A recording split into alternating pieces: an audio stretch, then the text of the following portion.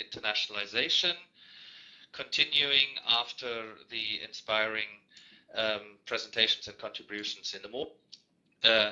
I'm very pleased to moderate the panel with two very dear friends and colleagues, Frederik De Decker, head of the International Relations Office from Ghent University, and Joanna Domagała, coordinator of the SUCTIA project. We will start in the order of our program with Frederik, who will first, I think, highlight a few elements from Ghent University's internationalization policy and sustainability policy, and then focus on how these apparent opposites can be reconciled. And I want to mention to all those who did not participate in our last webinar that we had a session where we had another presenter beside Frederik. That was Wolfgang Glaschet from the NTNU in Trondheim, and we started a conversation about the opportunities but also the challenges of finding a balanced approach towards sustainable internationalization, not losing the element of flexibility and very personal and human approach. And I'm very pleased that Joanna joins us after that, because a meeting of the SUCTIA project, which is a successor of the very successful and awarded SUCTI project, and which would have been also, as I said in the morning, be present in Las Palmas if we could have been there 2 weeks ago. She will talk about the objectives of the SUCTIA project and how this can be achieved in digital form, or also a blended approach between digital and face-to-face. Without further ado, Frederik, the floor is all yours. Thank you very much, Arnim, for your kind introduction, and also a warm welcome on my behalf. I apologize that I was not able to join you earlier for this session. Do I present my because I can see my presentation, but I don't know who's going to move from one slide to another. Can I do this myself? Yes, I think I can. So indeed, I prepared some slides to introduce this topic towards a balance between digital and face-to-face services. Just as an introduction, some key figures with regard to our mobility, because I think they are relevant for the rest of my story.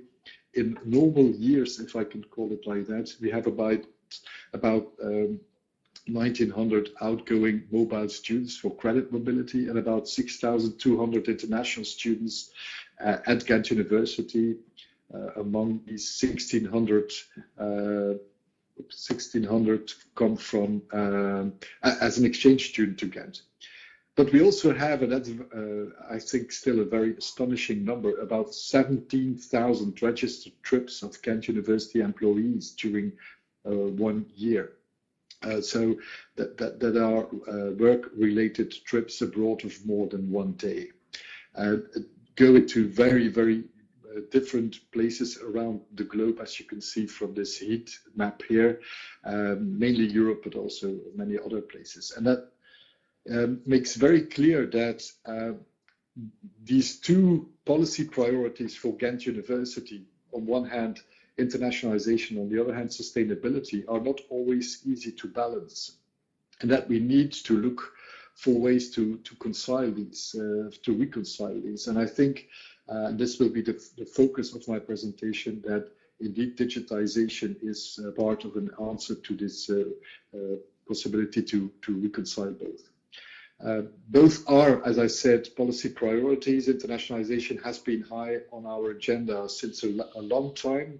We have had an integrated policy plan for internationalization for the last 5 years, and we just recently started a new chapter in this integrated policy plan. But it is also one of 6 focal points in our institutional priorities.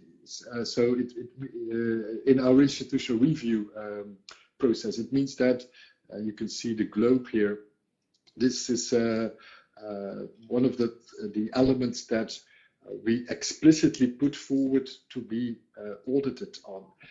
And so, on one hand, internationalization, and on the other hand, sustainability as an explicit university-wide policy priority, as it was last year defined by our board, means that both get a lot of attention and priority. And with regards to sustainability, there are also many bottom-up initiatives taken from university students, university staff, that really want to, and I apologize that most of these signs are in Dutch, but I mean the message should be clear.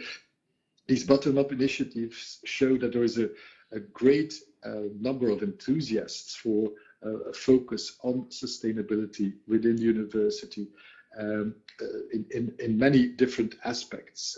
Also, from a content point of view, we have an international thematic network on sustainability education.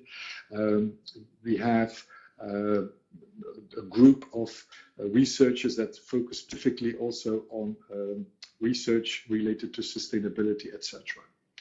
And so, if we, from an internationalization point of view, want to be able to balance both and to reconcile these, we have to look into the possibilities to join forces there. And a good example of this is an inspiration guide that was produced, and I was involved in that exercise, and it's really worth looking into that. Well, not only that publication that was jointly issued by two departments of our Flemish government. One is the environment and sanitary development, and on the other hand, education and culture. They jointly issued this inspiration guide on cross-border sustainability with a focus on how higher education institutions can really make sure that both these priorities, because it's not only a priority at Ghent University, but at many higher education institutions here in Flanders, how these can be balanced. And in many of these examples, technology plays a crucial role. And this is one of the reasons why also in our new integrated policy plan, we have in the demand for a holistic and ethical framework in which we want to develop a coherent vision on to guide our policy within the existing international context. We have put forward the question that we should, as a university, be able to answer to what extent our ambitions regarding internationalization can be reconciled with our pioneering role in sustainability. And so this is really something that we are currently working on. And one of the ways of doing that is by taking some small steps at a time, and I will give you some examples of how we are dealing with that, but also by looking at a better balance between digital and face-to-face services. First, some examples of these small steps that we have taken.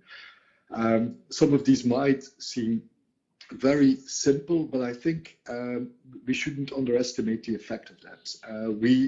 For instance, we provide information to all our mobile students about alternatives to air travel. For a lot of students, studying abroad equals flying to their destination. That was also, in a way, signified by the communication that we previously used, where we had a lot of pictures and of airplanes, of a lot of pictograms depicting that internationalization equals flying. So that was an explicit demand of the students to look into possibilities for more what you could call aircraft-free communication. So now we use a different image which still shows that students move, but not necessarily with an airplane. And we also stopped sending physical brochures around on an annual basis to all our partners. That saves quite a lot of paper there, and we refer them to all the information available online.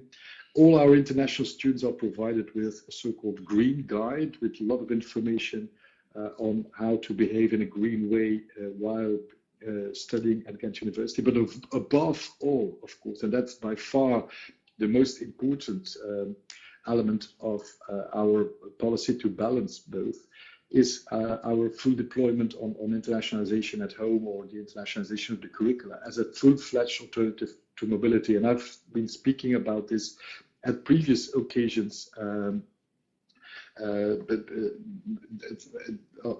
the as group meetings, where indeed we have as a policy that we want all our students to have learning opportunities to become internationally, interculturally competent.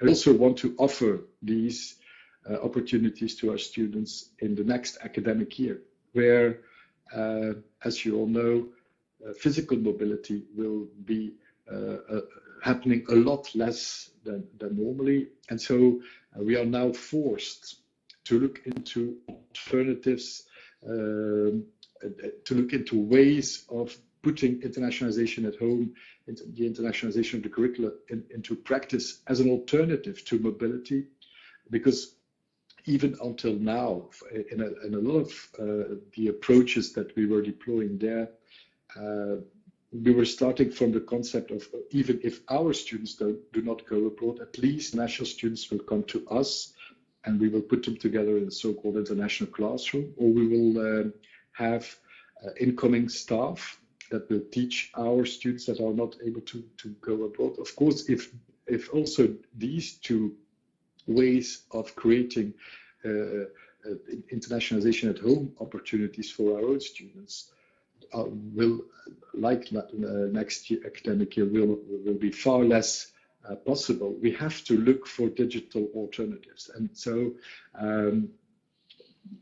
these three elements are what I want to elaborate on to close my introductory session for this panel, is that we have to look for alternatives insofar as online learning is concerned, but also make sure that our IT infrastructure is fit for this purpose. And we also have to look into alternative welcoming activities for our students.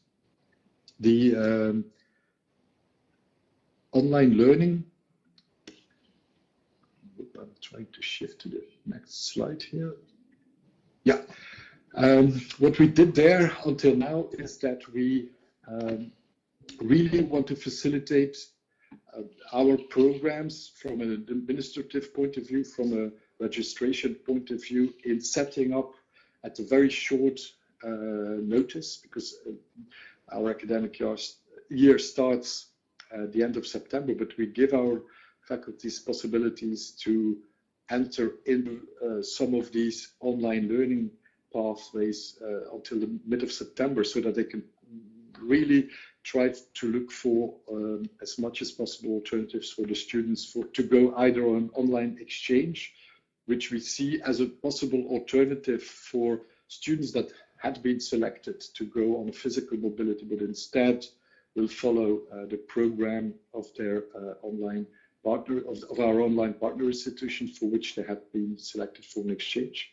But we will also allow all our students to choose online courses of partner institutions as part of their free choice opportunities within their curriculum. And we also are facilitating from an administrative point of view, but also from a content and educational development point of view, the development of joint online courses, jointly created by staff of our university together with staff from partner universities abroad. So if any of your institutions would be interested in teaming up for one of these two last opportunities there, we're always open for proposals there, because we really think that we need to have these alternatives for let's say, digital learning instead of the regular face-to-face courses that we normally offer our students to become more internationally, interculturally competent. But we also need, and this is a story for the long run, we need IT infrastructure that is fit for purpose. And also during my last contribution 2 weeks ago, I referred to this.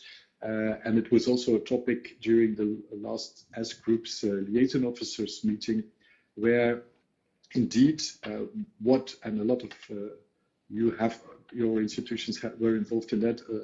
A lot of that has been done within Erasmus Without Paper will now be taken to a next level. So the EDSI or EDSSI project, European Digital Student Services Infrastructure project, has been approved and will be put into practice from September onwards.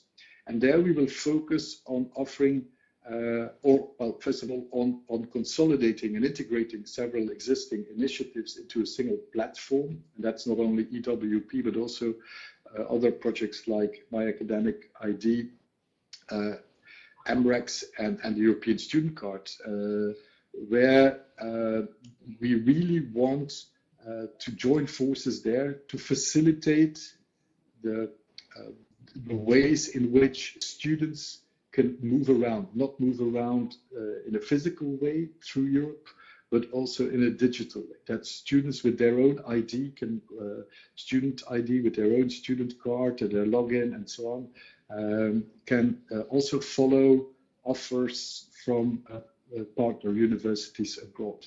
And so there are still quite a few steps that will need to be taken, but I think this crisis now has shown the need for such an infrastructure, which has a very low threshold and which really facilitates students to also participate in the regular course offering of different universities across Europe. And I think also, like many of you are also involved in European university networks, also within these networks, a lot of pioneering in this field, in facilitating flexibility among different universities across Europe is sought for, and I think this IT infrastructure, which is fit for such a purpose, will help us a lot there. And finally, I want to share with you that we also are looking into ways of finding online alternatives, as alternatives to the regular face-to-face welcome activities that we have. Because if we allow students to follow online classes from abroad, we also want to feel them welcome at Ghent University, or we want them to feel welcome at Ghent University. And so we will organize alternatives for them. So instead of the regular welcome days, like many universities organize in normal academic years, or at the beginning of normal academic years of semesters, we will look into alternatives of organizing webinars or chat sessions at this moment, so before students actually start following their courses or full programs online, so that at least they have this bonding with our university, even if they will not be able to travel to Ghent next academic year, which we are still hoping for to some extent, but we all know that in many cases, unfortunately, this will not be the reality, and we will have to look into alternatives. And this will be my final remark. Alternatives which we are or the alternatives that we are now looking into will hopefully also offer us the possibility to also offer these in the long run. So not only for students that now are not able to come, but why not? And this is something that we have developed, for instance, for our outgoing students. We normally have intercultural preparation courses for them. We have now turned this into online alternatives, and so we really hope that we will be able to use these also during the next couple of years, where students can, at their own pace, within their own time, use these to prepare as a alternative, or perhaps even more importantly, as a complement to the regular face-to-face services that we offer. And I have one last slide, and that is just a tip if people are interested in this balancing between sustainability and internationalization or academic travel in general. There's this round table that has been created by colleagues, Simon Pickering from the University of Edinburgh, that you might be interested in. So I just wanted to share this with you because I know that more and more universities and individuals are interested in this difficult balancing exercise. So I thought, why not share this link also with the colleagues. So thank you for your attention, and I will stay on, of course, to listen to what Joanna has to say about the very interesting project SUCTIA, and of course I'm there also for the discussion at the end of our panel. So I don't know if everybody can hear me. Thank you very much, Frederik, for your very thanks, Frederik, for your very comprehensive and inspiring and also challenging presentation that really points to an issue that concerns all of us very much every day, has been concerning us for years already, but is now, of course, accelerated because of the COVID-19 pandemic. I would like to give the floor now to Joanna. I'm sure we come back to a lot of questions on both presentations. And Joanna, please, the floor is all yours. Here you go. Thank you very much, Arnim, and thank you for this warm welcome. And many thanks to S Group and the University of Las Palmas for having SUCTIA at your conference. It's really a big pleasure, and I truly hope as well that we will have a chance to meet in reality as well to discuss different matters. And now let me move on to the presentation. The question of my presentation, and I will try to answer this question towards the end of my slides: will the professional training or academic stuff be actually possible in internationalization in a digital form? That's a challenging question, as Frederik also already mentioned a moment ago, but let's try to take a look at it. Before I move on, if any of you has a Twitter account, please tweet on SUCTIA, comment, give us feedback. It will be really truly appreciated by all of us. Now, let me ask you this question. Do you think that your institution is doing enough in terms of internationalization of academic stuff? And please write yes or no into the chat box, just very shortly.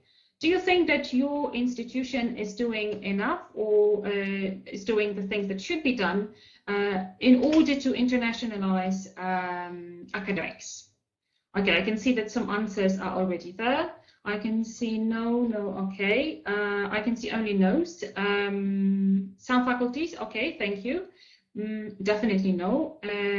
That's, to be honest, I believe that is a good answer from the perspective of the project, because SUCTIA is here to help and hopefully introduce trainings on internationalization for academics. Now, before I actually tell you about the SUCTIA project, I would like to tell you a short story. It all started with this amazing lady, Marina Casal-Sala, who is the head of the International Center at the University of Rovira y Virgili in Tarragona, Spain. And once upon a time, in 2011, she was asked by her university authorities to prepare a training on internationalization for non-academic staff. Simply something to internationalize this group of staff. And back then, she prepared a training that was supposed to take place once a year. But with time, the training turned into a project called SUCTI, which stands for Systemic University Change Towards Internationalization. And it was so successful that Marina exported and shared the project throughout the universities in Europe. And then 2016, she successfully applied for funding within Erasmus Plus strategic partnership project, created a great consortium of partners, including my university, that is AMU, a bunch of others, and together we created an offer of trainings for non-academic stuff. And now the philosophy of SUCTIA was, actually, no, I will not tell you the answer immediately. Now, let's imagine that, let me take a look at the participants, that Barbara is allergic to gluten, and I'm preparing a cake, a birthday cake for Barbara. Now, if I make the cake 50% gluten and 50% non-gluten, will Barbara be able to eat it? Of course not. If I prepare the cake that is 10% gluten and 90% non-gluten, Barbara will still not be able to eat it. It's only when the cake is 100% gluten-free when Barbara will be able to eat it. And now that's basically what internationalization is all about. So we can call ourselves, our institutions, truly internationalized only when we internationalize everyone, every group at the university, everyone, academics, students, non-academic staff. Only then the institution can be called truly international. And having that in mind, and already having the experience of SUCTIA and having the SUCTIA model on the table, we decided to use this model and create an offer of trainings, a project that will aim at academics this time. We already developed trainings for non-academics. The SUCTIA project has ended, but SUCTIA is still alive. You can visit the SUCTIA project website and see the trainings that are offered there. The TTT, so the trainings for trainers, are still open.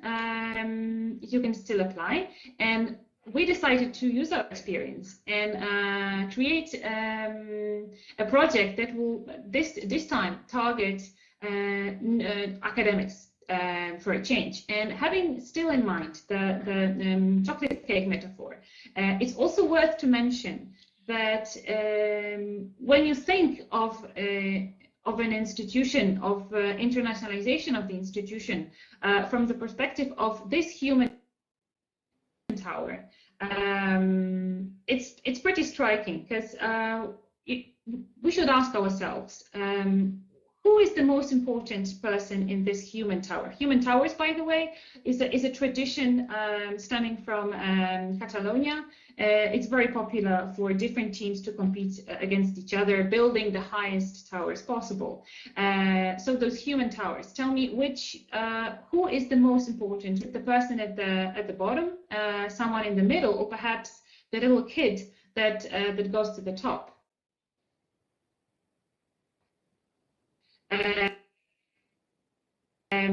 Of course, the answer is that everyone called internationalized university. We need to take everyone on board. Everyone should be treated in the same way when it comes to internationalizing ourselves. Everyone is equally important. Having that in mind, we created a new consortium. It's basically based on SUCTIA consortium, but we have two new partners. One is the European Consortium of Accreditation in Higher Education. S Group was previously an associate partner of SUCTIA. This time, S Group is a full partner, which we are all very happy about. And there are 5 universities from 4 different countries, and we also have 4 sector-related institutions that are contributing to the project development. And now we started off last year. The project has been funded for 3 years, so 2019, 2022. We started in December last year, and currently we are just at the beginning of the first outputs. And now, just to give you a very brief overview of what the project is basically about. So it's about raising the awareness and shifting the internal culture of our institutions towards internationalization. And it's also about the systemic change. It's about creating academic staff members, change agents of their home institutions towards internationalization. It's also about changing the mindset of our university, of our universities, the internal mindset that would enable further on an entire institution to become truly internationalized. It's of course also about promoting internationalization and supporting academics, the education themselves in their educational and teaching developments. When it comes to specifics, as you can see, we're at the very beginning of our journey, so we are currently developing a state-of-the-art report. We are at the final stage of it. Hopefully the report will be released in September.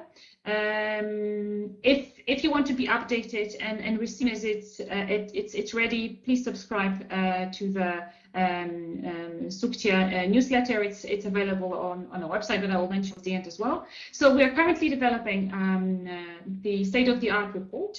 The next steps are, of course, to create two training offers. One offer is for TTT, that is for trainers, for academics who will become trainers in internationalization, who will later on deliver in-house trainings at their home institutions in their local language to their peers. So that's what SUCTI and SUCTIA have in common, as Frederik mentioned before. It's at the moment, especially in the time of a lockdown and pandemic, it's crucial to create alternatives to mobility. So the SUCTI and SUCTIA trainings are all about creating alternatives in internationalization and home activities, because SUCTI and SUCTIA trainings are accessible to everyone, literally everyone. Every academic will be able to be trained, and the training will be delivered at the home institution and in the local language. That's pretty important, because we want everyone. The next two steps of the project will be to create a network of SUCTIA trainers and to develop one more report, this time on the state of training significance for skills and competencies development. And now, in order to know what kind of content we need for our trainings for academics, and in order to create the state-of-the-art report, we conducted two kinds of questionnaires. One was institutional, and the other was academic. So both groups answered the questions. And I know that my time is limited, so I will not go through each point. You will, as Mariana told you already in the chat box, you will receive the presentation later on, so you will be able to look into details yourselves. We received a decent spread of countries in terms of institutional reports, because questionnaires, because it was 15. I will not go through the weak and strong points of those questionnaires, because you will be able to take a look at them yourself. Let me move on to the overview. So generally, the quantity of responses we received was relatively small, yet they were pretty rich in detail. So the quantity was not that big, yet quality was pretty satisfying. And we discovered some heat maps, as Laura, who was the author of those slides and the report, Laura called them some points that were common for a lot of responses received, and those were, for example, the focal points of interest, activities, and needs. So these were the things that they shared. There were also some interesting and possible directions for training, content, and approaches. Of course, there were barriers and challenges that we saw there, and of course, of further exploration. And generally, the awareness of strategy is pretty high among the respondents of the institutions that took part in the questionnaires. Engagement of academic staff with strategy development and evaluation is pretty limited, but there is much stronger evidence of academic staff engagement with strategy implementation. So the academics expressed their feeling that they are not that much involved in the development and evaluation of the strategy, yet they are pretty active in its implementation. And at this point, you can see a photo of an elephant, and Laura came up with a very nice metaphor.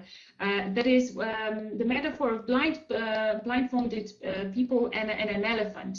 That is, we observed from the questionnaires that very often academics treat internationalization at their home institutions only from their own perspective, and they treat it in a way, so okay, I can see, I can feel, I do this part of an elephant only, so a trunk or a leg or a tail, and that's why I think this is the only right part of the elephant.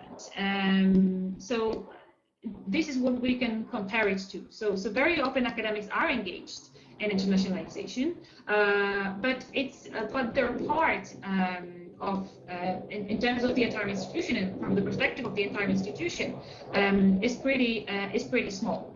Now, still, when it comes to the heat map, communication and information dissemination were perceived as key mechanisms by both institutions and academic staff. So both groups in both questionnaires highlighted that communication and information dissemination matters really a lot. So I think that's like an orange light for all of us to realize and to regard it as an even more important factor. Once again, that communication matters, and especially at institutions that have very complex structures or institutions that are relatively big with a lot of academics on board. Everything should be communicated in a very effective way. And then institutions report that academic incentives are offered, but academics do not indicate that they are offered those incentives. So that's a pretty funny paradox. So on one hand, authorities and institutions as such claim that there are incentives, that the academics are encouraged to internationalize, but academics don't see those incentives that well. What is more, there was a strong alignment between institutional and academic staff responses in terms of most common way of encouraging engagement with international activities and institution. That is the communication opportunities, and less common but still shared conceptions of encouragement methods were administrative support and guidance and funding for specific activities. And again, looking at the picture that I provided here, it's all depends on a perspective. So those discrepancies between the institutional and academic questionnaire and responses to a large extent sometimes depend on the perspective, because the objectives of the institution may be sometimes different from the aims and plans of a single and individual academic. What's interesting is that here is a list of most necessary skills and topics that we asked both groups to indicate. And this is not a ranking, this is listed by frequency. And what's very interesting is that, again, we have a pretty big discrepancy here. So as you can see, things that were considered by institutions as most crucial were not believed to be so important by the academics themselves. So, for example, internationalization at home was one of the red spots on this map, or management of an intercultural classroom. Institutions regarded it as a pretty important element of a training, while the academics themselves is towards the end of the list. And this again may only show us that first of all, it's a matter of perspective, and then it also shows us that both institutions and academics have different objectives, and that while creating the content of the training for academics, we need to take both viewpoints into consideration. And now, I do know that we are not able to raise our hands, but again, if you could just express your opinion in the chat box. Do you think that we would find some degree of mismatch at your institution as well? So do you think that both at an institutional level and at an academic level, there would be some discrepancies? Say yes or no in the chat box very briefly. I would appreciate that. Okay, I have yes, and I hope so from Frederik. Okay, good. Okay, thank you. Thank you for your answers. So it means that it's not only the respondents that we asked.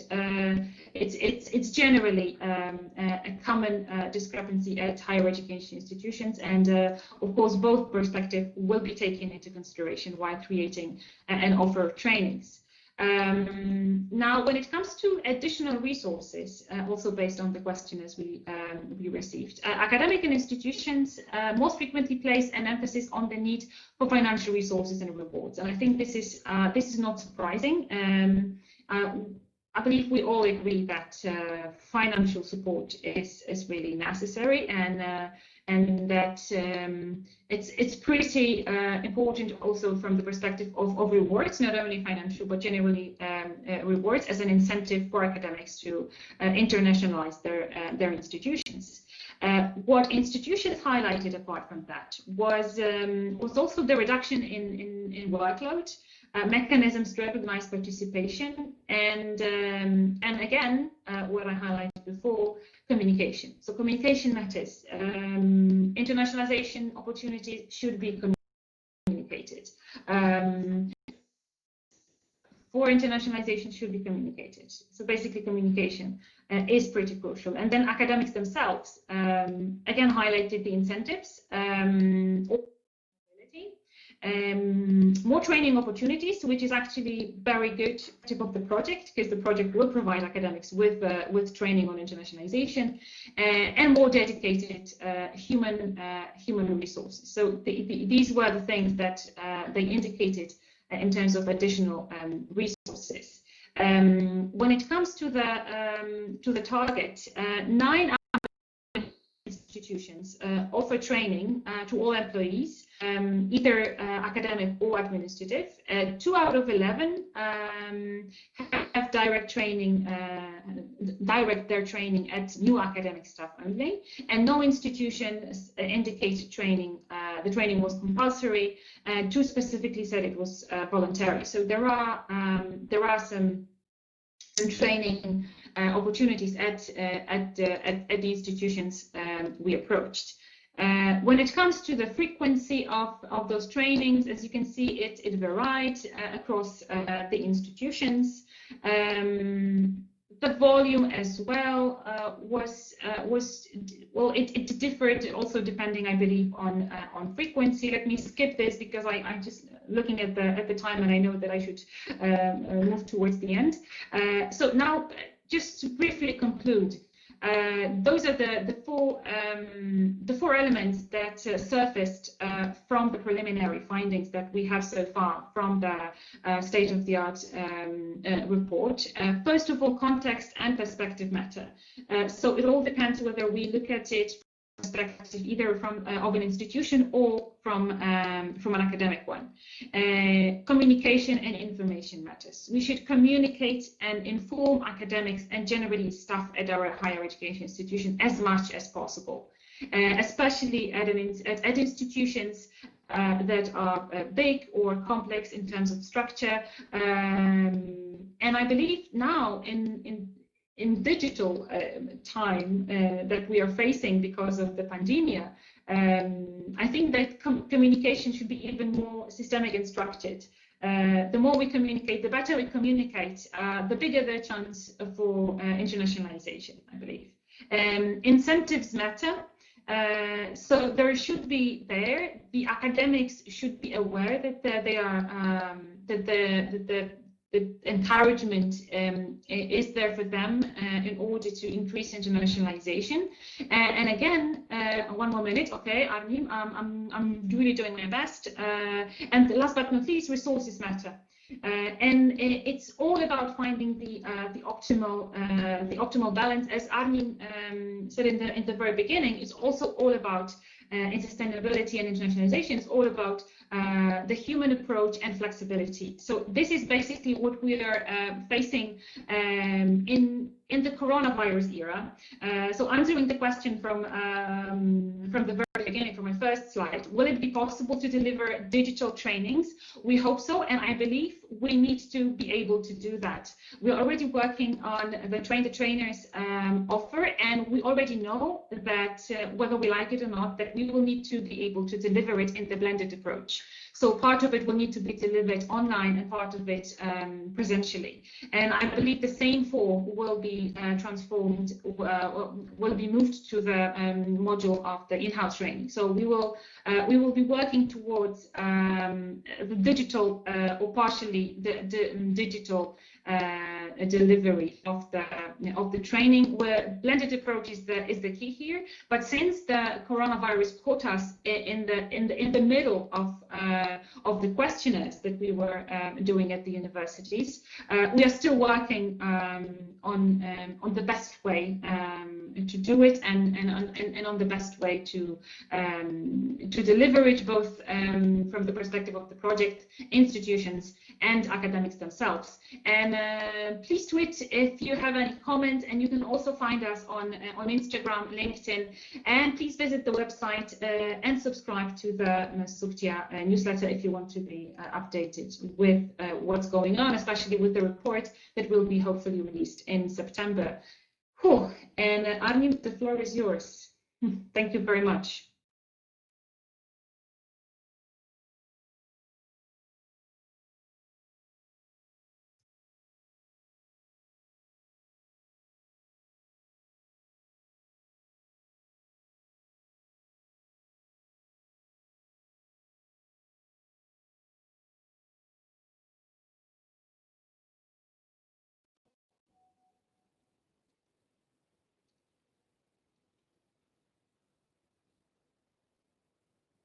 So I assume that you are able to hear me now. Thank you so much, also Joanna, for your really holistic presentation, very inspiring present. Of course, the floor is still yours and Frederik's. I just try to facilitate the many questions I'm very sure that we still have. I would like to begin with one question that was also in the chat for Frederik, and that asked, Frederik, if obviously you have very much thought about reconciling internationalization and sustainability with regard to the ecological footprint. And there was a question if there are also considerations with regard to the sustainable social impact of internationalization. Yes, I partially went into that already in the chat, and indeed I limited myself to the social impact of internationalization when it's about the social dimension of sustainability in the broader sense of the world. For instance, the impact on the region and the social dimension of that. That's of course something that goes beyond internationalization. I won't go into that, but as far as indeed the social dimension of the impact of internationalization on let's say the social life, especially in the countries we cooperate with, is concerned, that's a topic that has already been discussed, and I referred to the concept of voluntourism, which is sometimes used for that, especially with regards to the global south, where there are some discussions going on about whether we should still send students. They are students, they are not junior development workers to the global south to take up part of their let's say practical training there. That's a concept that's really been discussed, and for me that's very much related to this social element in the sustainability linkage, because the impact of sending European students to the global south for a period of time on the life in certain areas, certain regions in the global south can be very heavy. And so that's certainly an element that we need to also take into consideration and perhaps also look for alternatives there. And I'm not only talking about online alternatives, but I'm talking about also conceptual alternatives and whether we should not really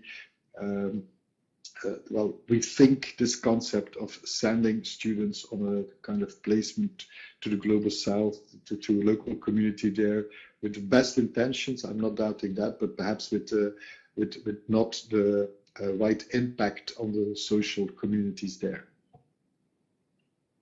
And I don't have the answer to that. I just want to raise the issue, and it's a very difficult one, but I don't have the real answers to these yet.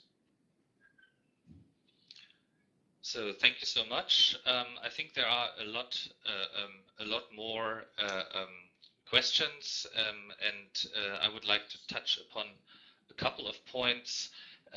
Also taking up what's in the chat here, the term of hybrid internationalization, we say blended approach towards internationalization.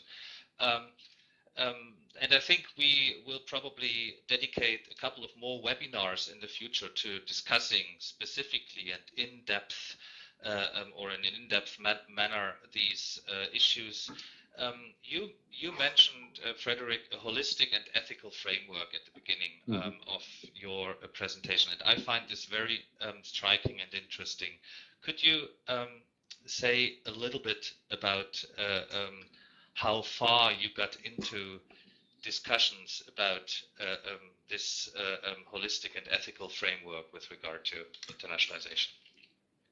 Well, it is actually part. I'll put one step back.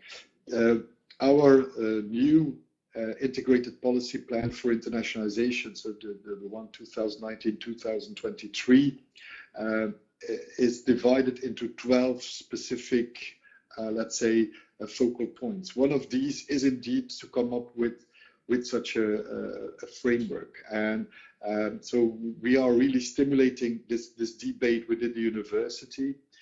We've had one session on this already, but there were a few more planned, but of course for known reasons these could not go through in the format as we had decided on. But I think perhaps Arnim, you know a little bit more about that. I've just recently discovered that the HRK, so the German Rectors Conference, also came up with a kind of, and I'm trying to look for the exact wording, a kind of policy also for the German universities that they should use for their partnerships with international partners. And I think that's the kind of, let's say, guiding principles that we are also looking into. And we've had the discussion also with the other Flemish universities whether we should do this also within Flanders, but we thought what HRK has come up with it offers a very strong starting point for internal discussion, because the real discussions should take place not at the level of the rectors' conferences, but at the level of the individual university. So this is the debate that we want to put into practice at Ghent, or let's say translate into reality at Ghent University as well. And I think the HRK document will be very inspirational for that. But as I said, perhaps Arnim, you know more about this HRK initiative yourself. Yes, and maybe I mean HRK expertise is the whole movement, and they talk about and we talk about responsible internationalization and responsible globalization. And I just took that down.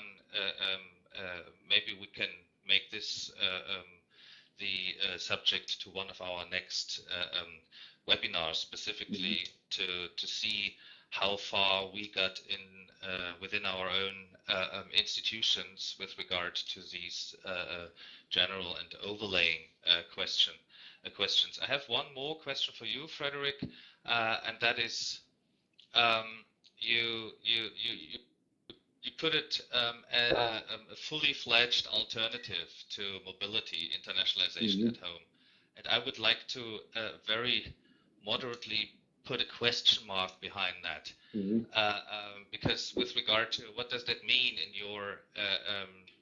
your eyes in terms of intercultural experience? I mean, the real thing to be doing a real mobility abroad, and connected to that with regard to digital classrooms. I think there were already formats that I know, among others, with the term virtual classroom, where you would have a student group traveling to another university, meeting other students, mixing them in intercultural teams. Then they worked together on projects during one semester digitally, and then they met again and then made a final presentation. And when I remember discussions with these students, they were always very keen on noticing that both experiences, the digital and the face-to-face, were decisive for moving their joint project forward.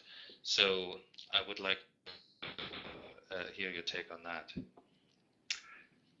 Yeah, of course, I will always and still keep referring to physical mobility as what you could call the royal pathway. That is the for students, let's say the most straightforward way of becoming more internationally, interculturally competent.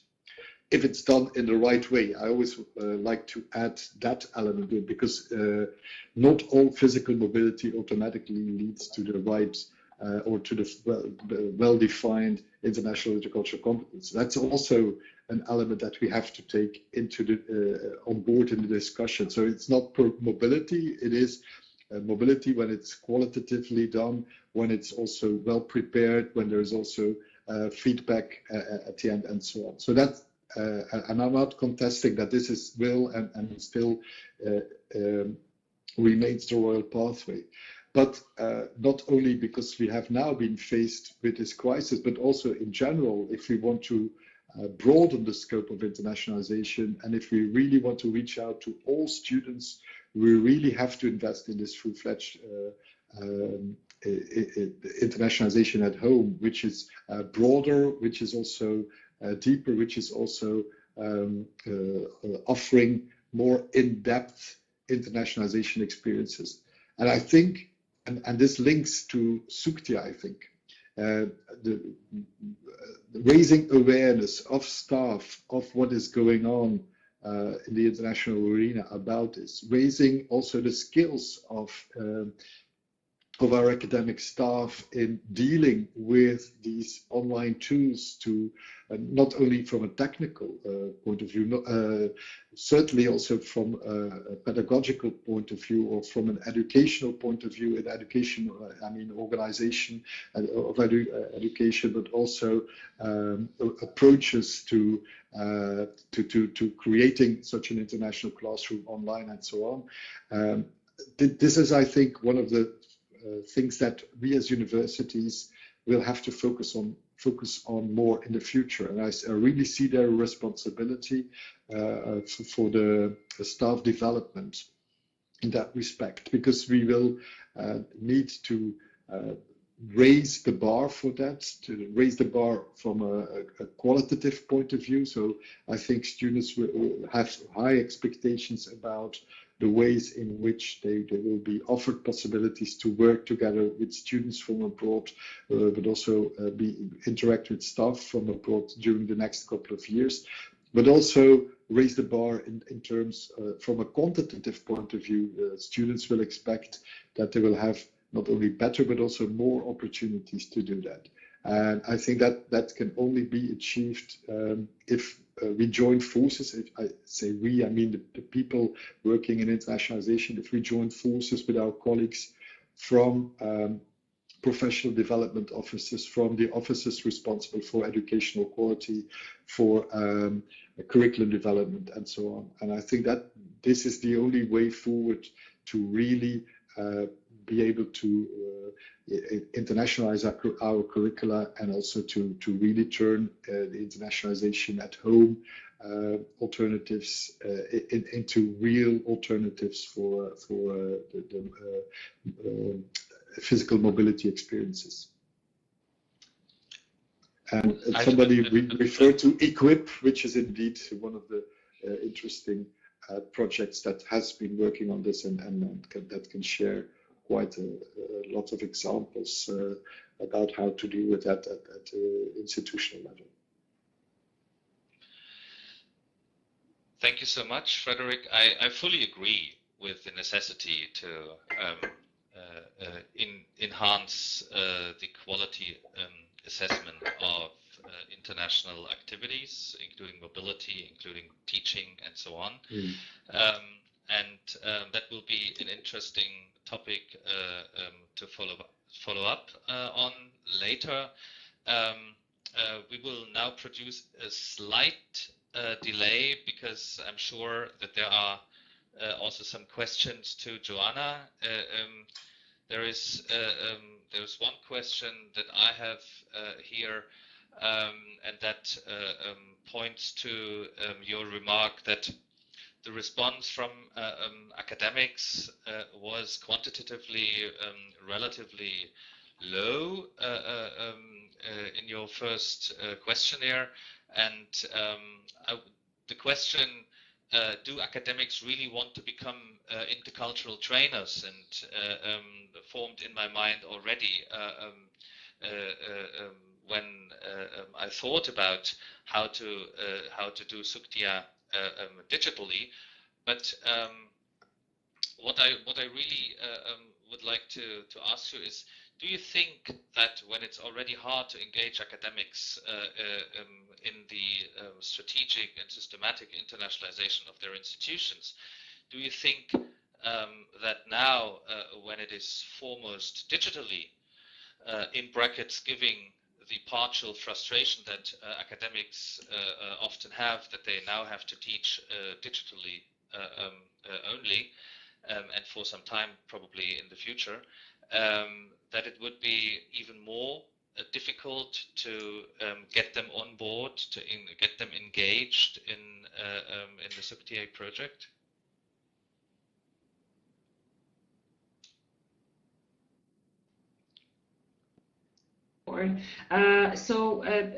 Firstly, it's as Frederik said, it's about raising awareness, and it's about also what I said before about the metaphor of the blinded of the blindfolded people and the elephant. It's also about not only making them aware of internationalization and what it is all about, but it's also about making them see metaphorically the entire elephant. So it's about making them aware of what the entire institution is doing, because perhaps so far they only saw a part of it.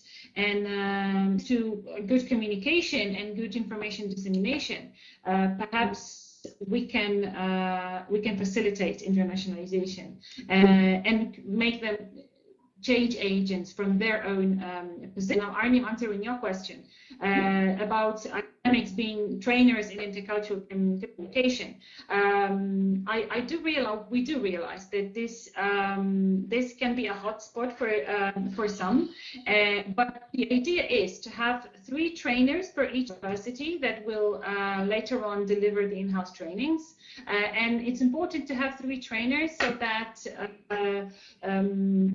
they could create a team that would be compatible to one another, so that each of them delivered the part that they found most suitable. And what we also did with SUCTI trainings at each institution before was that at some institutions the intercultural part of the training was delivered by some intercultural communication experts. So it all depended on an institution, whether the trainers felt comfortable with delivering the intercultural part. And if not, some academic trained of course, in intercultural communication took their part only for this small part of the training. And then intercultural communication is only one of the elements. I don't say that it's the smallest element, because it's pretty important.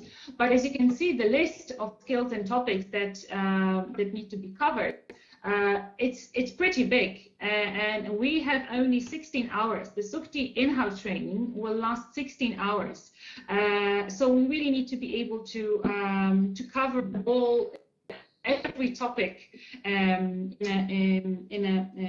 a comprehensive way, I would say. And then doing it online, as Arnim noticed, can be a challenge. I mean, especially intercultural communication. That's why we are thinking of a blended approach. So we do realize that doing train the trainers in the presentially 100% will probably not be possible, because initially we were to throw a 5 days training, so 1 week. For future trainers, probably it will not be possible due to COVID-19. So we will need to have a blended approach on that as well. We cannot move the SUCTI or SUCTIA trainings entirely online, because it's also about interaction that matters, and networking, and the human side of the training that is pretty crucial as well. So we do realize it will be a challenge. We are aware of it, and hopefully we will be able to deal with it. Can I ask a question, Arnim? Of course. To Joanna? Go ahead. Because I fully understand that turning SUCTI or SUCTIA trainings into blended or online alternatives is very difficult and very challenging. But of course, if we have to spread the message that to our teachers that they have to alter the way in which they are providing their education into a blended or online mode, I really think we need to look into possibilities to also work in such a way ourselves as well. So it's just I don't know exactly how to deal with that with regard to SUCTIA, but I think this is really something that we have to think about, because we have to lead by example as well, I think. So Frederik, let me just make sure if I understood correctly. So you're saying that we should be able to deliver the trainings fully online, or I misunderstood something? Well, or at least really think about whether I fully understand that it's not easy, so no doubt about that. But if we are trying to convince staff to really go for that, why not try it ourselves? That's my question. Well, for sure, we will need to adjust the surrounding reality. So I believe we will simply deliver part of the training online and part of the training presentially. But to be honest, since it's pretty fresh because we haven't even finished the report yet, we haven't even started working on the program and offer itself. But we are already aware that we will need to think of delivering it both ways. So be ready to deliver it online and also, but also presentially. So at the moment, I think what's ahead of us within the next months is to think of how to make this division in a smart way, so that we didn't lose the spirit of SUCTIA, but so that it was also technically, in terms of logistics, easy enough to deliver it online as well. Thank you so much. I have one maybe final remark from my side, not to run the next panel into too huge delay.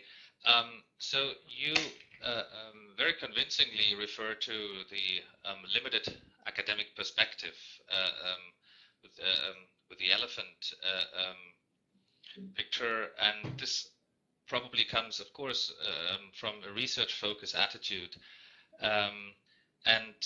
Of course, I'm sure you will also encounter opinions by academics. What do you want? I mean, we're all international all the time in research and teaching and publications and exchange, etc.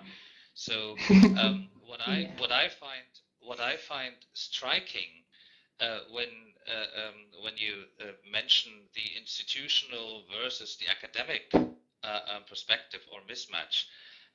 Is that, of course, strategic views and strategies of institutions come foremost from academics in executive functions, right? So presidents, vice presidents, rectors, vice rectors, deans, etc. They are academics. That's right. So there, I think there is a chance maybe to somehow harmonize and bring together the academic and the institutional perspective, not necessarily only between a bottom-up and top-down approach, but really to say, okay, it is necessary, as is proven by executive boards of universities, it is necessary to see the whole picture that somehow embeds the academic necessary limited research attitude, the focus, with the whole institutional development context. So that was one final remark I wanted to maybe offer for further considerations in the project, which I'm of course wishing you all best luck, as I'm sure everybody here in the audience does, and we're very keen on getting the next reports and insights into the development of this wonderful successor of the SUCTIA project. Thank you so much. I would like to thank again all who paid attention to this wonderful panel. Thank you very much, Joanna and Frederik, for your very inspiring company.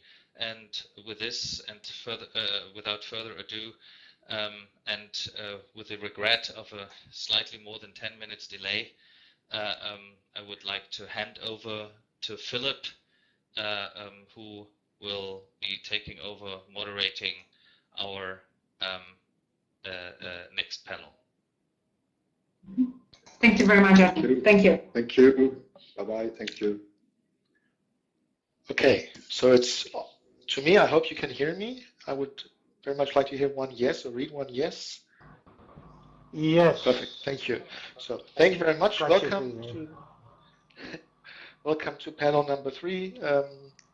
I hope you're not suffering from the notorious web conference fatigue or Zoom fatigue, as we learned how you deem it nowadays. I think not. I think discussions have been rather vivid. I have the pleasure to moderate the third panel today. My name is Philipp Dengel. I'm a member of the BS Group Think Tank for China, as you can probably see in the background. and my institutional allegiance lies with the Bavarian University Center for China at the University of Bayreuth. In the third panel, we have two presentations. But before we begin, I would like to emphasize that in case you have any questions to the speakers, please do not hesitate to write them into the chat at the bottom left during the presentation, and I will try to pick up on them during the Q&A session we will have after both presentations. We will begin our panel with a contribution by Dr. Kashif Sabiri. Dr. Sabiri will speak to us on the topic whether students and faculty members in higher education institutions are well trained for information and communication technology integration. Dr. Sabiri is an experienced English teaching professional. He's been working for the University of Irimies in Oman and is also affiliated to Tampere University through his PhD and research work. Dr. Sabiri, I hope you are with us and Yes. are able to join. We uploaded the presentations. The floor is yours. Thank you very much, Mr. Philip. Thank you very much. So, as Dr. Philip has introduced me, I won't take any more time to introduce myself. So first of all, my topic is just either our faculty and students are properly trained to cope with the digital teaching and learning. Because everywhere around the globe, we are moving towards digital teaching and learning. But the thing is that, are we really ready? So there is a disclaimer because most of the material in my presentation slides, I have borrowed and adopted from UNESCO as well as from my own university website. So I really extend my thanks to both of them. So there is a summary of my presentation. I will talk about 4 different things. Number 1, the background of the training and importance of training for higher education institution faculty and students. Number 2, what are different documents and how far their compatibility is suitable in a particular institution. Number 3, what digital sources are widely available. Some of them are free, some are paid. I will discuss in the relevant slide, available for teachers and students. And at the end, I would use the practical examples from my own workplace, how we are integrating technology into teaching and learning.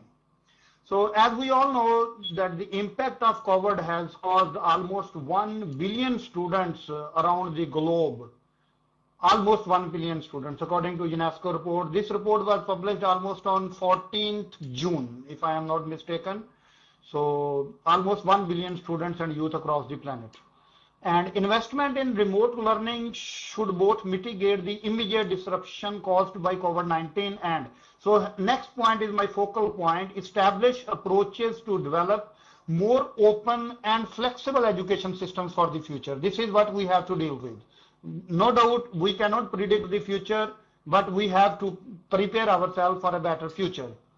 And although the focus is always placed on the impacts on students everywhere around the globe, especially in educational institutions, you will see all the managements, the governments, they are talking about the impact of COVID-19 on students.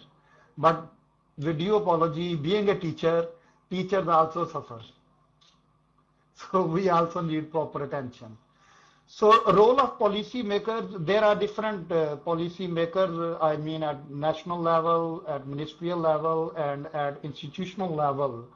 In application of these principles and in the context of the progressive exit from the crisis, what governments can do. Number 1, they can include higher education in the stimulus plan for economic and social recovery. This is highly important to cope with the situation now. Number 2, the government should forge a national consensus for a strategy for fostering recovery and innovation in higher education. The innovation in higher education is my focal point. We have to focus this thing very seriously. Next is the government should provide a clear regulatory environment when reopening of classrooms that generates security, because we all need to be alive if we want to continue. And the last but not the least request to the government is that they should commit to international cooperation. Even in the previous presentation, you have heard a lot about the international cooperation, and it is really needed. So for their part, what higher education institutions can do, they should anticipate a long-term cessation, because every other day we hear that we are going to reopen, the lockdown is going to be extended for a few days. So these things all the higher education institutions should keep in mind. Then they have to design pedagogical measures to evaluate training of the faculty as well as training of the students. And next is the higher education institutions should document the pedagogical changes introduced and their impacts, either they are practically applicable or not. And they should learn from mistakes and scale up digitization, hybridization, and ubiquitous learning. Because previously to video apology, most of the higher education institutions were not practically ready for these things. And again, the last but not the least request to the higher education institutions is that they have to promote internal reflection on the renewal of the teaching and learning model. So this last point again is one of the most important things in my slides. Oh, sorry. So my area of discussion is the coordination between teacher and student. If they are not coordinating properly, I think there is no learning and there is no teaching. So these are the 4 documents in every educational institution, starting from Montessori classes up to the doctorate level.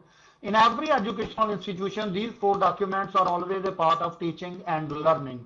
No institution around the globe can claim to go without them, as far as I believe. One or the other way, we have to use them. Microsoft Word, Excel, PDF, and PowerPoint. So just a quick view, I am not going to read these versions, just to give you the brief introduction that there are different versions of Microsoft Word.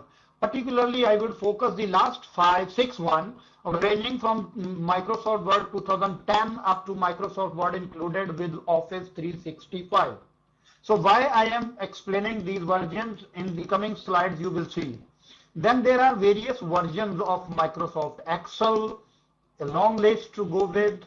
Then this is not again the comprehensive list of the PDF versions, but these are the most popularly used PDF versions available in almost all institutions.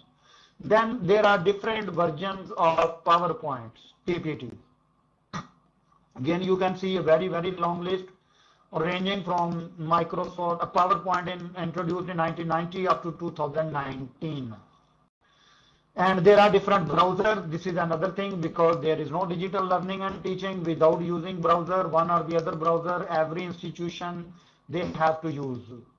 Either it is Microsoft Edge, Microsoft Internet Explorer, Google Chrome, Firefox, Mozilla, whatever it is, Apple Safari, we have to use one or the other browser. So the list of the browsers, as you can see, is a very, very comprehensive and long list. All this data I have borrowed from UNESCO. So they are being used. So now in the coming slides, I am going to share with you some very useful sources for digital teaching and learning.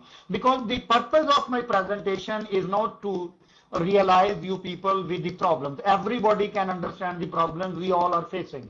My purpose is to facilitate the institutions, the teachers, and the students at the same time to help them understand better, perform better, and go better. So most of these sources are free to access and use. For some, you might need a bit of training. Not for all, but for some sources. Some sources for free or paid training are also discussed in the coming slides. Almost all of these sources are recommended and approved by UNESCO. So I am not going to read again all these sources one by one. I know almost all of you are very well aware of most of them. So I would only focus the one which I have been practically using. So number 4, Idrak, it is a part of our own institution in Bremi, University of Bremi. We are using it. It's an Arabic language online education platform. Then number 6, Google Classroom. I claim to be very much expert in using Google Classroom. So I have given the presentation and training sessions for using Google Classroom. It's really very useful. They are all free so far. Then there is Moodle. Moodle is also free. And in our institution, we are using Moodle as an LMS, Learning Management System. Then there are other Schoology I have used myself. Then there are some systems which have been built for use on basic mobile phone. Because especially in the third world countries or in certain other parts of the world, in higher education institutions or even in schools and colleges, with the large number of brothers and sisters in a family, it becomes quite challenging for the students to use one laptop simultaneously because the timings are the same for classes. For example, in one of my classes last semester, when we moved from contact to remote teaching, one of my students, they were 12 brothers and sisters, and all of them are students, to be very honest. And they came of a very poor family, to be very honest, a struggling family, and they had only 2 laptops with a number of 12 student brothers and sisters. So for such like students, these platforms are really very, very, very useful. During my presentation, Mr. Philipp, I would request you please keep on reminding me about the timing. I don't want to take more time. Thank you very much. So these are the systems which we can also use on mobile phones. Ustad mobile number 4, I have myself used it. And then there are the systems which we can also use with offline functionality, because sometimes internet facility, Wi-Fi connection or mobile data is not available. So these platforms students can also, or the faculty can also, and students can also use offline. They can save their data here. Ustad Mobile, as I told, I have used. So these are some of the MOOC platforms, massive open online course platform. Highly important slides are this one and the next few, especially for the teacher training and also the students training. To be very honest and with due apology, in most of the webinars, as Philipp also said, I agree with him, we have a large number of webinars going on. Just 1 hour earlier, I had a webinar with my own university. I was attending there. So on daily basis, we are attending 1 or 2 webinars. Most of the webinars are focusing the training of the faculty. Undoubtedly, we need to train. But at the same time, teacher's role is not to train the students in using different platforms. Teacher's role is just to teach. Especially I am a language teacher. My job is not to train the teacher about using IT and different software. My job is to teach them language. So these are some of the platforms which teachers and students alike can use for their professional and academic development. And among these, number 3 and number 5, number 6, I am personally registered there. They are free. Again, in Future Learn, I am registered. In Udemy, I am registered. And Internet, yet it is one of my favorite platforms. Then British Council, undoubtedly. These are some of the self-directed learning content. Even if you have no time to go for a specific time-framed training or webinar, these platforms, faculty and students both can use to learn a lot about the digital teaching and learning methodologies, how to upload the material, how to use the material, how to go through the examination system, how to upload the assignment, and all these things. A lot of things are there for both to learn. So British Council, undoubtedly, they are serving a lot around the globe. I really salute them for their untiring, unending services. Then Idrak, again, it is there. Discovery Education, yes, I am connected with it. Facebook, Get Digital, I am registered with it. Then as Khan Academy, one of Pakistani, Mr. Salman Khan is his name. He is running this academy. It is also a very good free online source. No doubt, it is mostly beneficial for the school students, but at the same time, higher education students and faculty can also use it for their personal development, academic and professional, I mean. KitKat School is also a very, very, very good. It is especially tablet-based learning platform. Then we have here furthermore, and among these, the last one, the last one I am registered with, that is Quizlet. For Quizlet, I would like to give a few seconds here. It is a learning flashcard and games to support learning in multiple subjects, available in 15 languages. As you can see, most of these learning platforms, they are available in different languages. I don't say they cover almost all the languages around the globe, but as English is an international language, so it is very easy to go through them. These are also some of them. YouTube, I am already doing a research. My survey is complete. I am writing my article also on the use of YouTube in higher education institution learning with respect to the students only. So then there are some tools for teachers to create digital learning content. Here I would go with the previous presenter that we need to train the teachers more and more. Because undoubtedly billions of websites around the globe now, they are providing online material to the students and teachers. But if there is more material, there is more complexity for the choosers. So it is better if the teachers go for their own creation, because teacher is definitely an innovator as well as a creator. So I would request the teachers, especially at the higher education level, that they should register themselves with these learning platforms, and they should learn how to create their own material in video form. So this will help their learners a lot, especially when there is any internet problem, when there is any other issue. These are also some of the tools for creating digital learning contents. And okay, so again, a very important point here, external repositories of distance learning solution. These are again highly important websites, and these are highly important platforms. Definitely Mr. Philipp would share my presentation with all the attendees, so you can use them, and definitely when you use them, you would pray for me also. Thank you very much. And then these are also certain keep learning going. If you look at their name, highly appreciative name. European Commission resources, I am personally using it. And then this is the last slide for the online learning platforms. And the last two, I am also registered with them. Okay, so here comes the last part of my presentation. That is, how are we doing at University of Bahrain, Oman? So I am grateful to some of my colleagues for lending me their material here. So teaching and learning activities at my workplace, and I will discuss here in very brief way.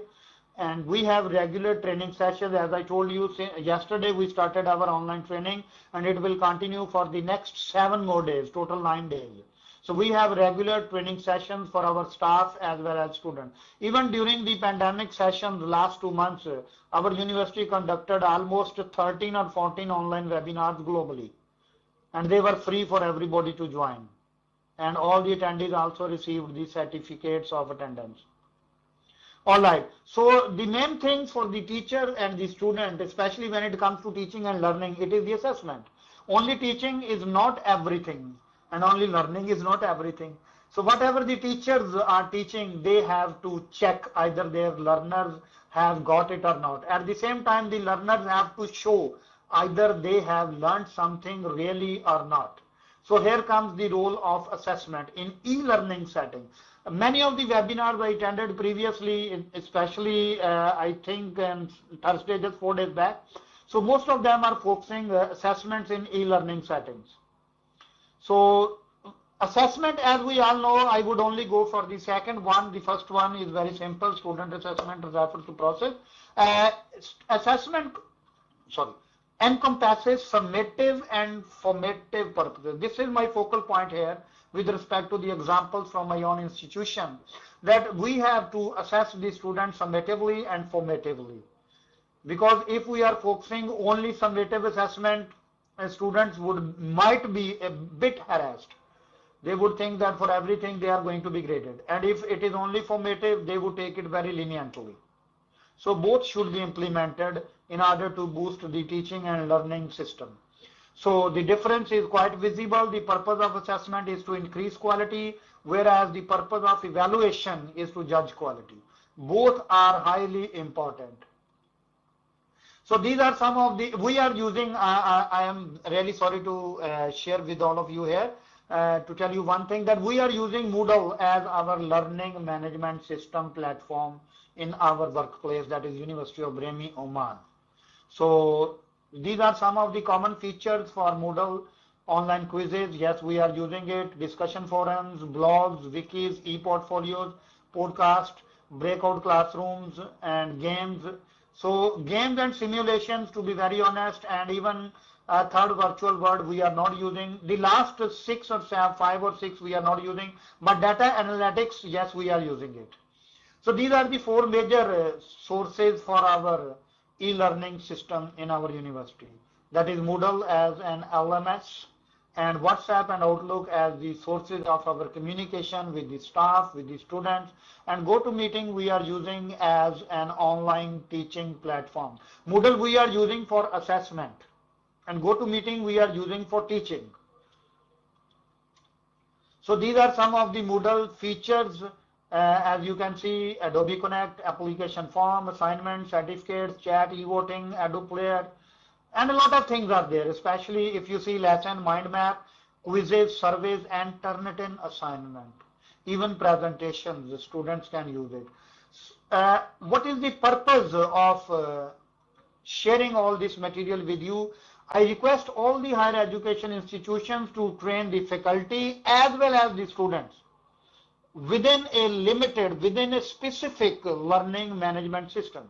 Because sometimes the teachers are using one version of the Microsoft Word, let's say for example, whereas the students are using another version of Microsoft Office Word at their home. So there is not a proper compatibility, and when the students, I have faced these problems with my students. That's why I'm sharing with all of you that when the students download the file for completing their assignment, the file is not accessible or it is not readable. So compatibility is highly important, and it is the sole responsibility of the institutional management and administration to provide the faculty as well as the students with a unified learning platform. And in the end, I have some personal recommendations. These are absolutely my own ideas. If you like, you can support them. If you don't like, I never mind it. So I always welcome criticism. It is the best way to boost oneself. So number one, I would recommend higher education institutions and governments to upgrade teaching methodologies. Just like Rogers' theory of diffusion, that some of the teachers, they are never ready to die. In one of my previous presentations within my workplace, if my colleagues, 4 of them are here, they remember, my presentation was innovate or die. So here I never meant a physical death, I meant professional death, that if a teacher is not ready to innovate, so it means he is going to die professionally. And number 2, peer learning for teachers. This is now highly important. Undoubtedly, it is not a part of annual evaluation or assessment of the faculty, but I would recommend it to be included in annual evaluation. Dr. Sabiri, we are a Yes, bit over you. Sorry, I know this is nearly your last slide. Yeah. But I'm Okay, afraid you have to come to an end. Sorry. Yeah, sorry. Thank you very much. I would go for the last one only. After the contact teaching resumes, at least once a week, a teaching session must be scheduled online to keep the things alive. Thank you very much. Your words matter a lot. So as I have already run short of time, I am sorry for that. Thank you very much, Philip. No, thank you. Thank you very much for your vivid and enthusiastic scope of all possibilities of online teaching, and also for posing the questions. I think we will refer to the questions later on, in order also maybe to combine questions. I now have the pleasure to invite Professor Lara Irimies, if I pronounce it correctly. She's an assistant professor in journalism and communication at BabesBolyai University in Romania. She has just returned from a Fulbright Senior Scholarship at Walter Cronkite School of Journalism and Mass Communication at Arizona State University, and she's very vividly involved in corporate social responsibility and awareness campaigns at the university. Professor Irimies will present. I have a feedback echo there. She will present to us her views on fake news domination and media literacy as an essential trend of sustainable education. And maybe we can tackle the feedback problem there. Maybe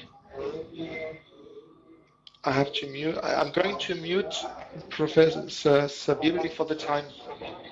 Sure, please.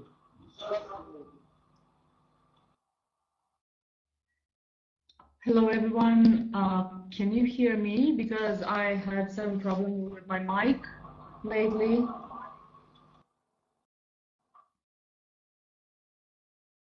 Okay, taking into consideration your responses and the echo I heard earlier, I guess you do. I will skip my self-presentation as it was already made, and my presentation actually more of a challenge for all of us to think of how we can help students and children enrolled in the educational system to grow into responsible consumers and informed and responsible creators of content, because after all, that's what we all are in the end. So I'll skip that. I decided to talk about media literacy because it is the kind of subject that can help people make informed judgment, that can help students interpret media and media messages in order to avoid fake news, manipulation, disinformation, and misinformation, which are concepts we have to deal with lately, and concepts that might and actually do have, as recent studies show, very increased impact on democratic values and on democratic systems. I can't seem to be able to move the slides on. Yeah. Actually, could you please help me move them on? More. I tried to analyze the situation that we have here in Romania as compared to the situation in the EU and the United States, where, as you found out, I spent my last period of time just before the pandemic started.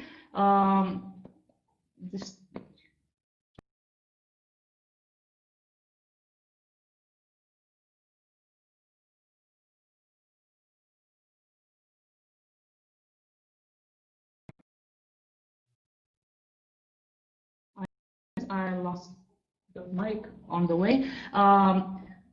As opposed to the US, where studies on fake news have already started, and they have a curriculum on this matter, and on media literacy actually, where they have university curriculum and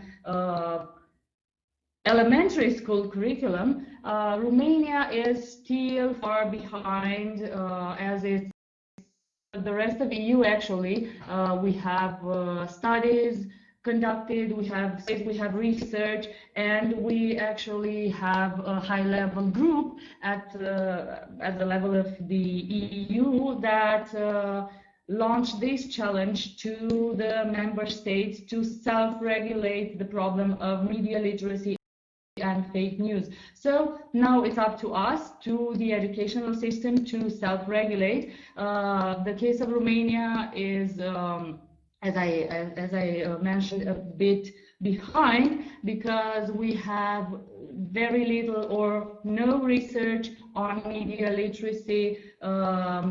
Fake news issues are related to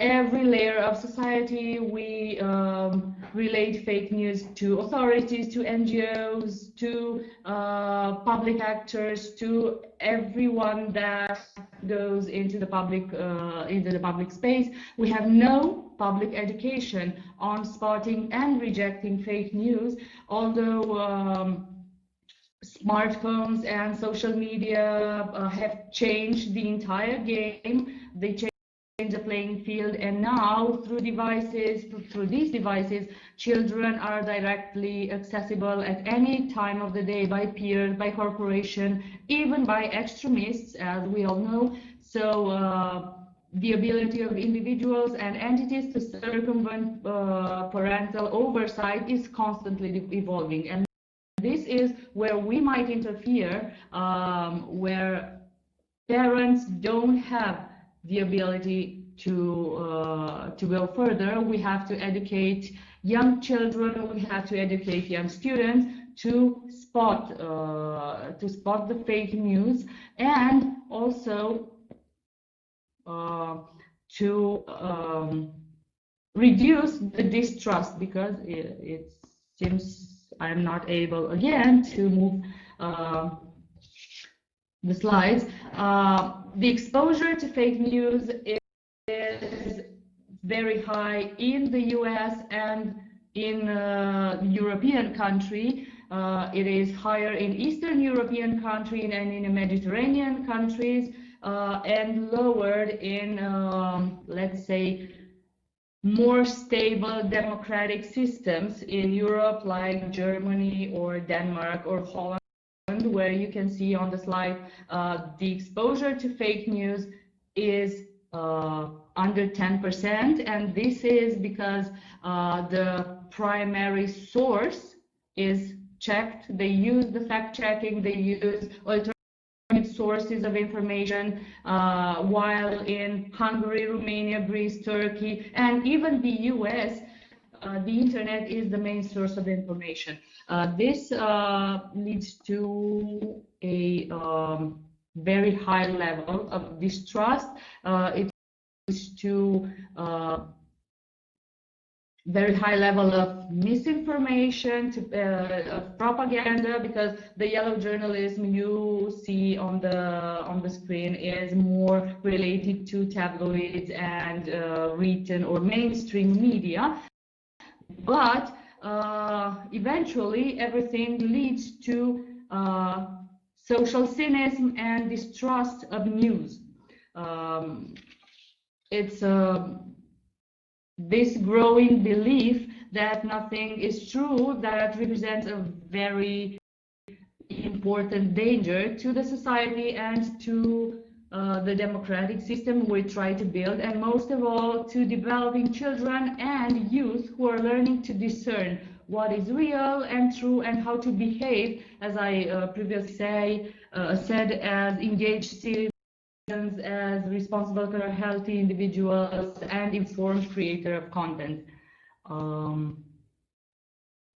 I'll move on because we're already a bit late. Most of the respondents of the surveys taken in the past few years, both in the US and in the European Union, agree that social media is a danger to democracy, is a danger to democratic value, and should do more to prevent fake news spreading. Coming to Romania, I conducted a survey in the first part of this year. If we can move on to the pies, yeah. I conducted a survey on 370 respondents aged between 16 and 30 years old in urban area, most of them with middle and higher education. Over 50% of them were students, or they had a bachelor degree, and the rest of them were high school students and high school graduates before going to college. It struck me that over 60% of them said that they only occasionally double check the reliability of the news they read on social media, and 14% of them never do that. Only about 20% of the respondents told me that they double check the news, they check even the sources that they consider reliable for them, and the rest of them are the sure victims, or maybe the sure victims of fake news and disinformation, malinformation, propaganda, and everything else. Also, most of them, but this didn't surprise me, most of the people I asked told me that they use online news providers and social media daily or even more often to get their news, to get their information, and very few of them use the online sources once a month or once a week. These are that still use the TV, the radio, or the mainstream media as a source of information, and these are the ones that eventually double check the reliability of the source. Further on, what struck me, and it's on the next slide, is that people don't seem to accept or to acknowledge that they have a responsibility in what the fact-checking is concerned, or in what the propagation of fake news is concerned. Over or almost 50% of the ones that answered my questions said that the media is the main responsible for fake news, and only 8% took the responsibility upon them as readers.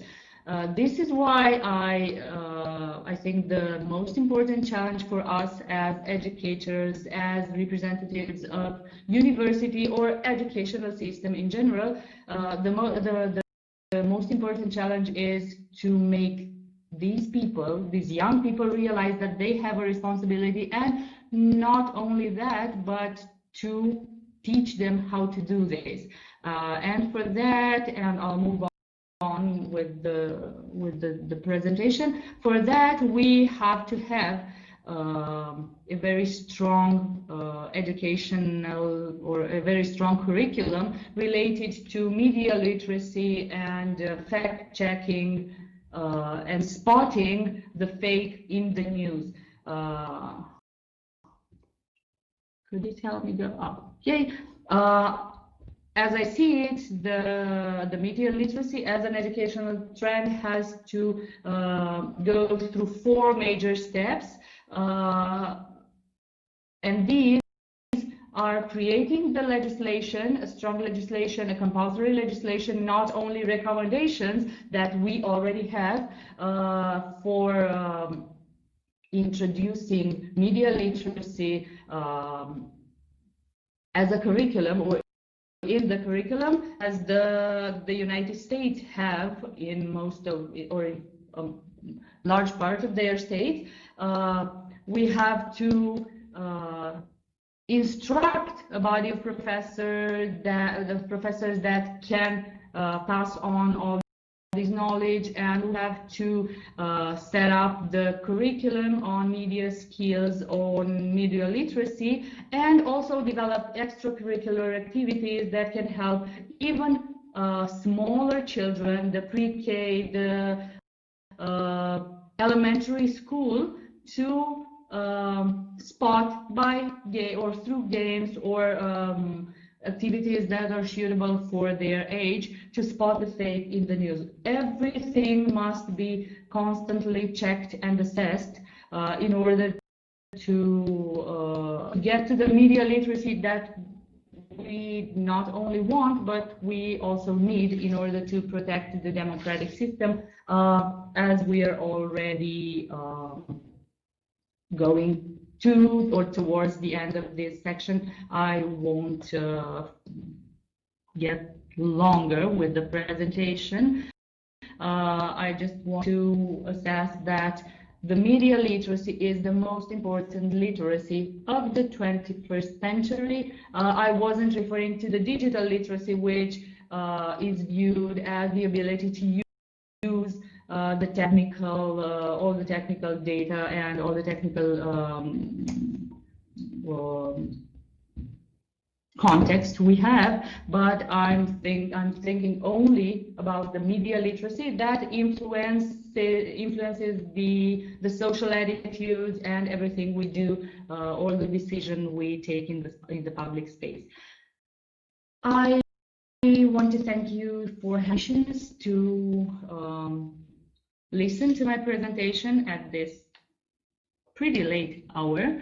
I'm, I guess, 2 hours ahead of the GMT and 1 hour ahead the CES time, so it's not very early. If you have questions, I'm here. Thank you.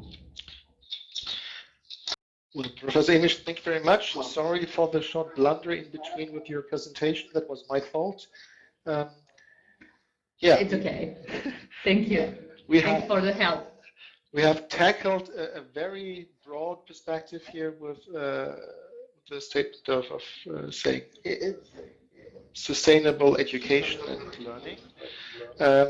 Maybe since you were the last one to present, I have a question.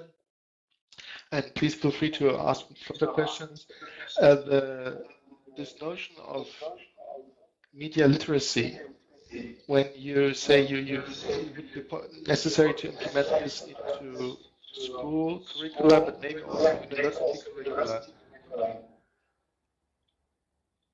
isn't it also related to the general idea of, let's say, scientific working? If I remember, well, I see what you mean. I also hear from my wife, who's involved in teaching, that this general critical notion is getting a bit lost with our younger students. And I remember my own student life, starting that we had very in-depth introductions to scientific working in the first semesters. And in a way, this sort of nurtures critical thinking and makes you double check your sources. So would that be something that we could probably get back to?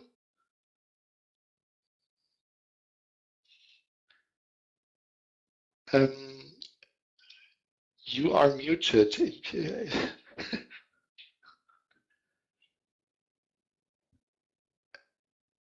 In the participant, yeah. Can you hear me now?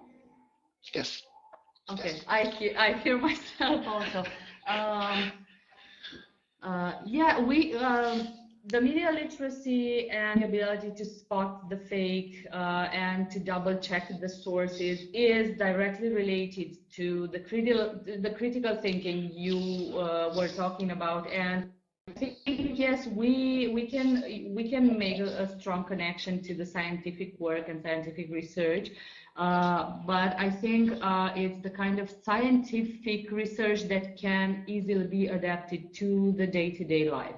So it has a very practical, more than the students were referring to your first years as a student and to your child. The students see the scientific research as very distant and non-applicable subject, but the critical thinking related to media is a very useful skill for them to really apply in their day-to-day life. So yes, I think we can relate it to the scientific research and make the scientific research more approachable for the students. Okay, then I have another question here also regarding your presentation. What is the practical chance of media literacy to affect global higher education and internationalization in a productive way?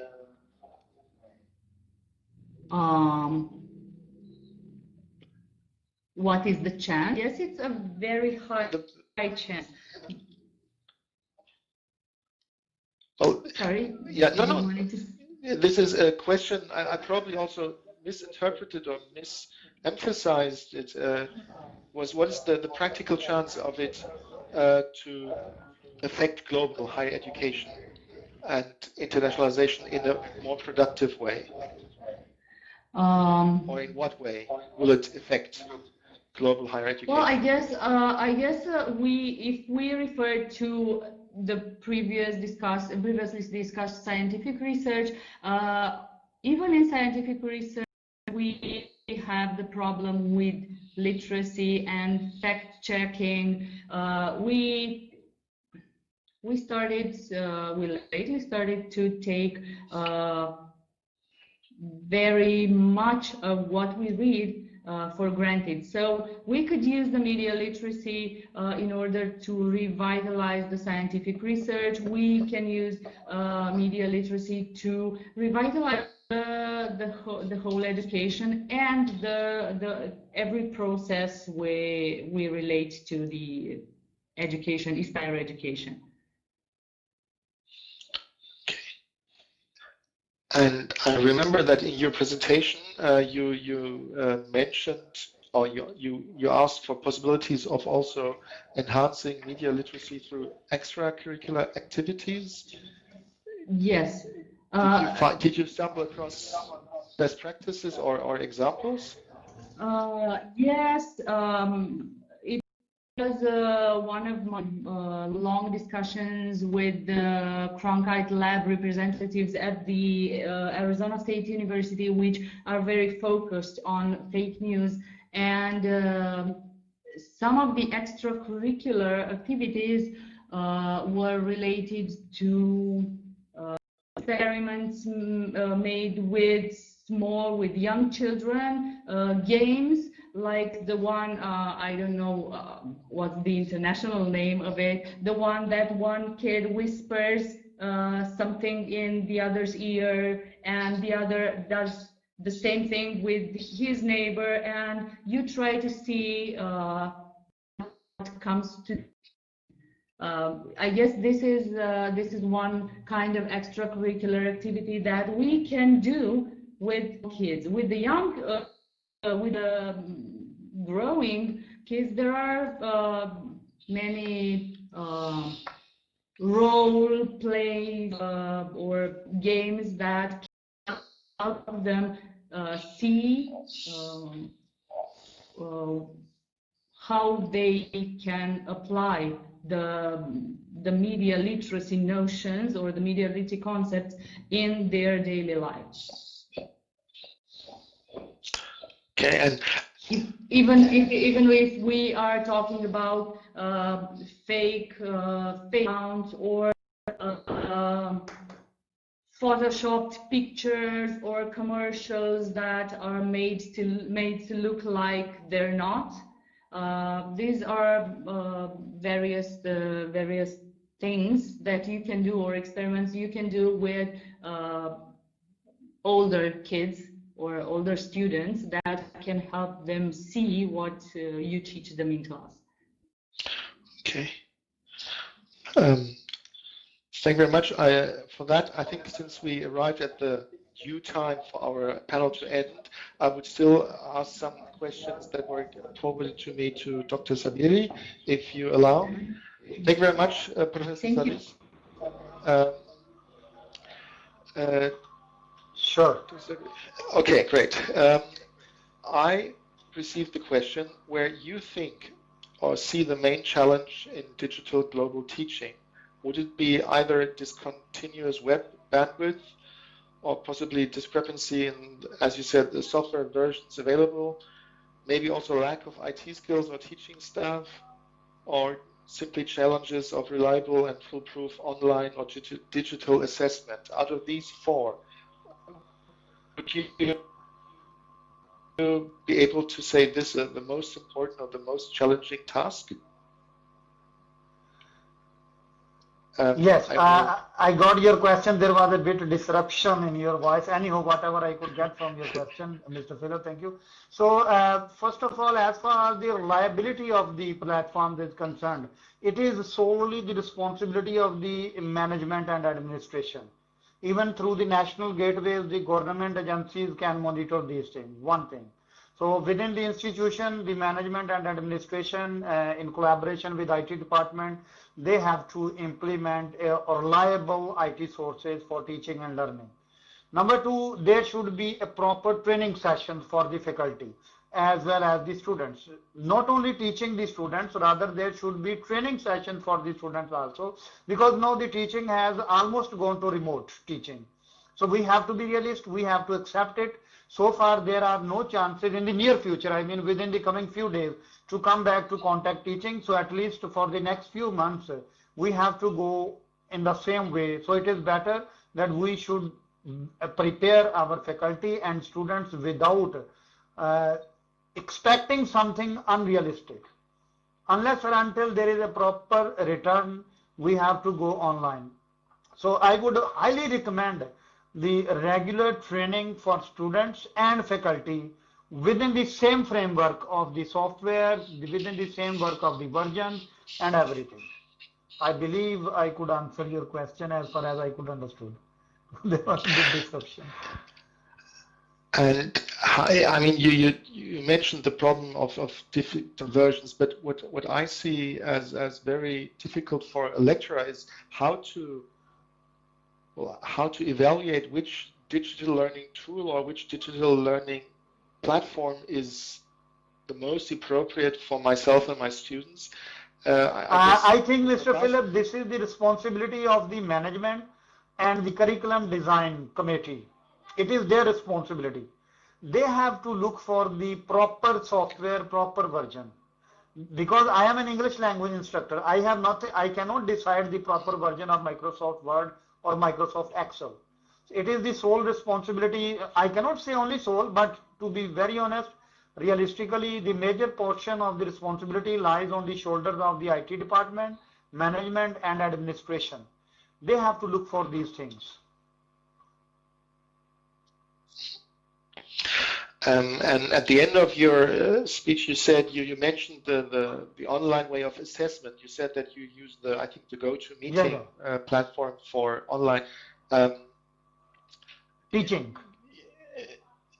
And what do you like for assessment? Would it be a written Moodle? Assessment? We are using Moodle. Okay. And what is your experience to be sure that the person who's writing the exam or the paper or the essay is actually the real person who should be writing the paper? Do you have any insight to that? Because that is something I'm experiencing in our university, where people start to get a bit wary when there's no more assessment possibility with actual presence. So to be very honest, I don't think that education has changed. It has only switched from paper to computer. So the students were writing and they are writing. The only difference is that they were writing with an ink pen. Now they have to write with a digital pen, that is mouse and keyboard. So I am very much comfortable in using Moodle for assessment. Students can upload different versions of the files. And as I said, the faculty and the students alike must be trained how to use Moodle. A lot of free training sessions are available on Moodle. Even I myself, I claim to be very good at using Moodle, so I am ready to provide free training sessions to any higher education institution around the globe. My services are always open, especially on Friday and Saturday. These are my weekend. So, I mean, it is quite easy, to be very honest, and we manage. This was our second time that we used Moodle for online assessment, and it was a great success with a zero complaint. Everything went well. Okay. That sounds like a good motto, actually, to continue digital learning. I'm very aware that we had a very broad perspective in our panel. With a view at the time, I think it would be good to go into the break. And if I'm correctly, we will reconvene with panel number 4 in a little bit less than 1 hour. But I would very much like to thank my contributors, Dr. Sabiri and Dr. Irimies. Sorry for the interference and the back loops. I hope we will see you again in the near future. Maybe we will have the opportunity to specialize a bit more in one or two questions that came up today. And with that, I would like to move to the break. Thank you very much for, and also especially to be honest, I was not aware there is another time zone in Romania, so I'm very sorry for asking you to join such a late panel.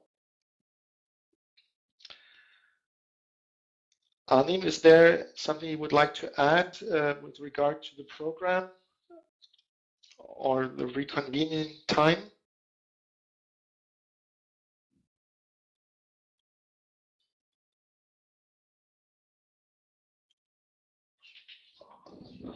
Okay, I guess not. Then thank you to everybody.